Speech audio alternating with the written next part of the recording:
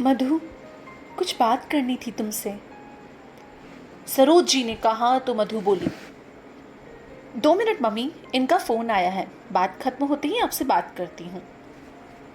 मधु 4 महीने बाद अपने मायके आई थी और अपने पति रजत से फ़ोन पर बात कर रही थी। क्या हुआ, मम्मी कुछ कह रही हैं क्या?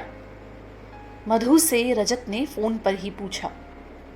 हाँ, मम्मी कह रही हैं कि उनको कुछ बात करनी है, मधु ने बेपरवाही से कहा तो रजत ने उसको समझाते हुए कहा, मधु पहले मम्मी से बात कर लो, क्या पता कुछ समस्या हो। माँ कहिए, क्या बात करनी थी आपको? फ़ोन रखते ही मधु ने अपनी माँ के पास जाकर पूछा। भूल गई, याद ही नहीं आ रहा कि क्या बात करनी थी, माँ ने दिमाग पर पुरजोर डालते हुए कहा। मधु को यकीन हो गया कि कोई खास बात नहीं थी, इसलिए माँ भूल गई। खैर, बात आई गई हो गई। शाम को मधु जब रजत से बात कर रही थी तो माँ ने धीरे से कमरे का दरवाज़ा खोला और बंद कर दिया। क्या हुआ मधु, बात करते करते चुप क्यों हो गई? रजत के पूछते ही मधु ने बताया कि माँ ने दरवाज़ा खोला और बंद करके चली गई। अरे याद आया, मम्मी तुमसे कुछ ज़रूरी बात करने आई थी ना, क्या बात थी? जब रजत ने पूछा तो मधु ने बताया कि माँ भूल गई थी। देखो मधु, माँ बूढ़ी हो गई हैं, इस उम्र में याददाश्त कमज़ोर हो जाती है। जानती हो मधु, बुजुर्ग अपने बच्चों से कोई भी बात कहने से पहले बड़ी हिम्मत जुटाते हैं और जब भी वह आपसे कोई ज़रूरी बात करना चाहते हैं तो सब काम छोड़कर पहले उनकी बात सुननी चाहिए। हमारे बुजुर्ग माता पिता को हमारे थोड़े से समय से ज़्यादा और कुछ नहीं चाहिए, क्योंकि अपनों से बात करके वह स्वयं को सुरक्षित महसूस करते हैं और अकेलेपन का शिकार भी नहीं होते। मधु बड़े ध्यान से रजत की बातें सुन रही थी।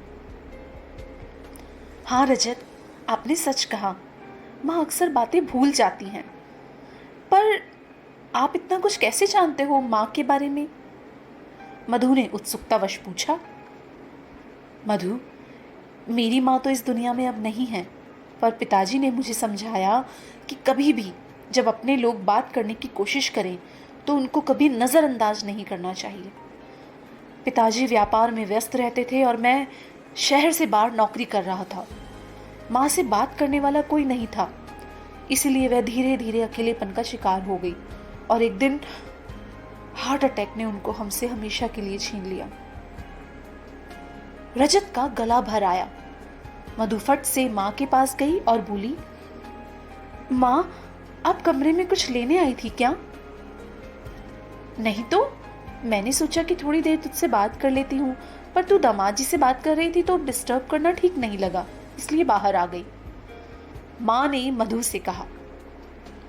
कहिए ना माँ, क्या बात करनी थी?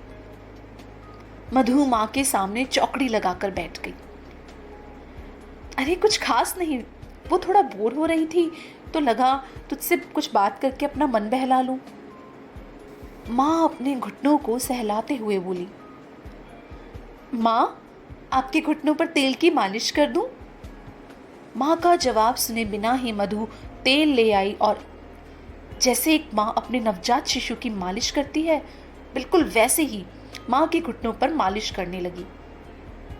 देर तक दोनों माँ बेटी आपस में बातें करती रही। अब जब भी माँ मधु से बात करने आती तो वह सारे काम छोड़कर माँ की हर बात ध्यान से सुनती। मधु ने पाया कि माँ सिर्फ बात करना चाहती है, फिर वह कुछ भी हो, माँ को बात करके संतुष्टि मिलती है। दिल का बोझ हल्का करके वह खुश हो जाती है। ससुराल लौटते समय मधु ने माँ को सख्त हिदायत दी कि जब भी उनका मन करे तब वह बिना झिझक के फोन कर लिया करे।